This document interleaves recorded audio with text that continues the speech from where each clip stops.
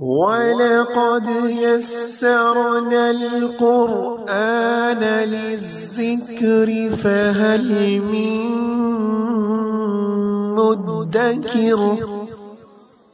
اور یقیناً ہم نے اس قرآن کو نصیحت کے لیے آسان ذریعہ بنا دیا ہے، پھر کیا ہے کوئی نصیحت قبول کرنے والا؟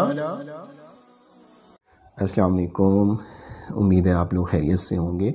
ماشاءاللہ رمضان المبارک کا بابرکت مہینہ بڑی تیزی سے گزر رہا ہے اور الحمدللہ ہمارا خلاصہ قرآن بھی ترتیب کے ساتھ جاری ہے۔ دعا ہے اللہ تعالی ہمیں اس میں استقامت عطا فرمائے۔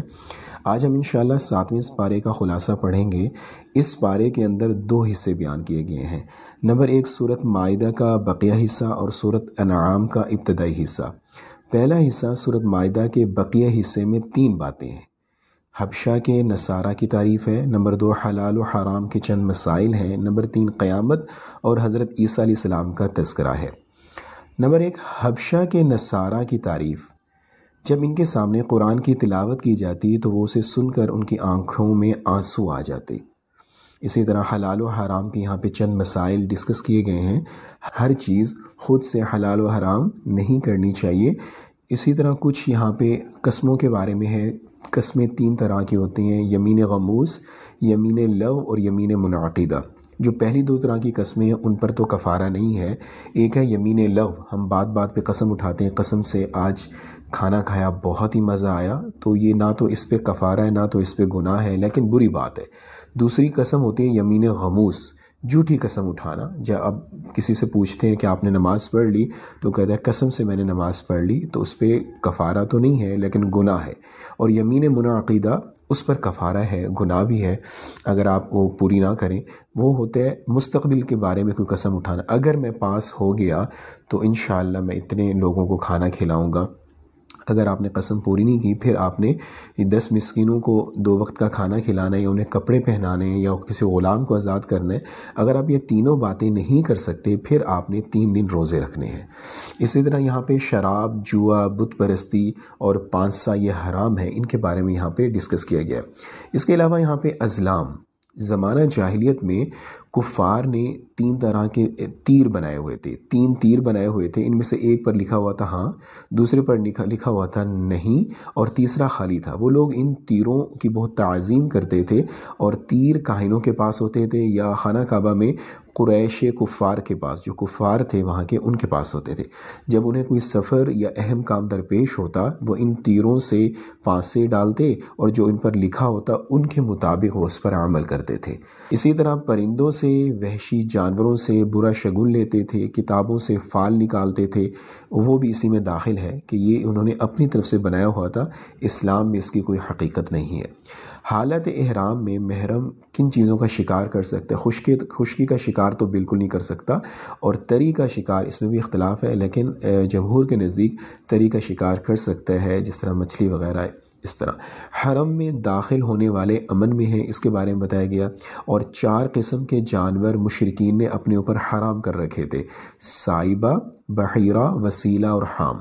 تو اللہ نے قرآن میں فرما دیا ما جعل اللہ من بحیرہ ولا سائبہ ولا وسیلۃ ولا حام، کہ زمانہ جاہلیت میں کفار نے یہ جو جانور بنائے ہوئے ہیں یہ اپنی طرف سے بنائے ہوئے ہیں۔ بحیرہ کسے کہا جاتا تھا؟ جو اونٹنی 5 مرتبہ بچے جنتی اور آخری مرتبہ اس کے نر ہوتا تو اس کے کان چیر دیتے، نہ اس پہ سواری کرتے، نہ اس کو ذبح کرتے، نہ اس کو پانی اور چارے سے روکتے، وہ جہاں کھاتی رہتی، اس کو بحیرہ اونٹنی کہتے تھے، مطلب بڑی محترم اونٹنی، اس کو کچھ نہیں کہا جاتا تھا۔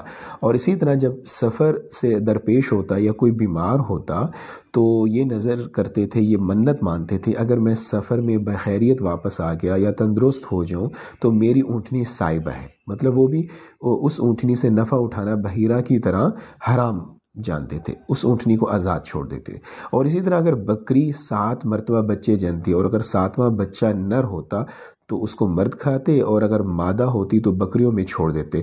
ایسے ہی اگر نر مادہ دونوں ہوتے تو کہتے یہ اپنے بھائیوں سے مل گئے، اس کو وسیلہ کہا جاتا تھا۔ اور جب نر اونٹ سے 10 مرتبہ اونٹنی کو پریگننٹ کروا لیا جاتا تو اس نر اونٹ کو بھی چھوڑ دیتے، نہ اس پہ سواری کرتے، نہ اس سے کام لیتے، نہ اس کو چارے اور پانی سے روکتے، تو اس کو وہ ایک بڑا محترم گردانتے تھے، اس کو الہام کہا جاتا تھا۔ تو اللہ تعالیٰ نے قرآن میں فرما دیا کہ اللہ نے ان کو اتنا محترم نہیں بنایا، یہ ان لوگوں نے اپنی طرف سے یہ چیزیں بنائی ہوئی ہیں۔ اسی طرح یہاں پہ قیامت کا تذکرہ ہے، حضرت عیسیٰ علیہ السلام کا تذکرہ ہے۔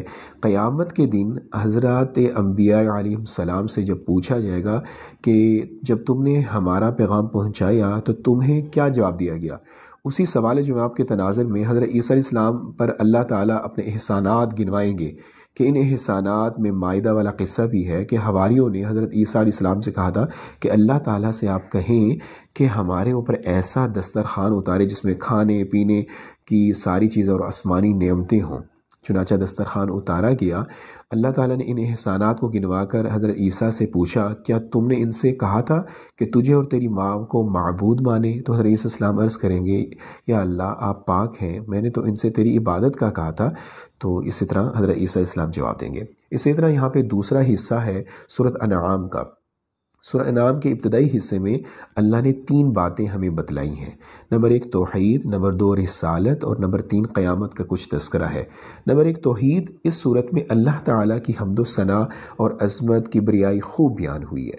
نمبر 2 رسالت، نبی علیہ السلام کے لیے تسلی ہے۔ اللہ تعالیٰ نے 18 انبیاء کا تذکرہ بھی کیا ہے، حضرت ابراہیم علیہ السلام، حضرت اسحاق علیہ السلام، حضرت یعقوب علیہ السلام، حضرت نوح، حضرت داود، حضرت سلیمان، حضرت ایوب، حضرت یوسف، حضرت موسیٰ، حضرت ہارون، حضرت زکریا، حضرت یحییٰ، حضرت عیسیٰ، حضرت الیاس، حضرت اسماعیل، حضرت یسع، حضرت یونس، حضرت لوط علیہ السلام۔